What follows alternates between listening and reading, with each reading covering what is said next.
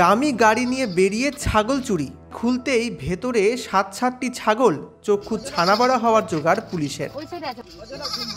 দামি গাড়িতে ৭টি ছাগল তুলে নিয়ে পালাবার সময় পুলিশের হাতে নাতে ধরা পড়ে গেল দুষ্কৃতীরা।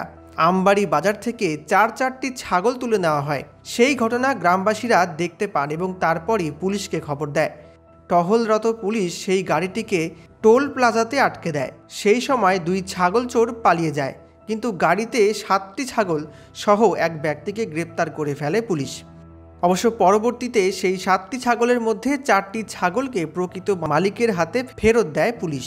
এই ঘটনায় রীতিমতো চাঞ্চল্য ঘোষপুকুর সংলগ্ন এলাকায়।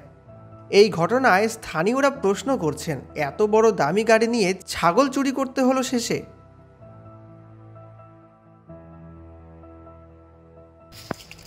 গাড়ির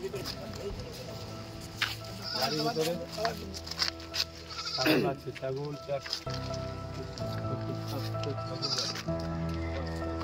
বাচ্চা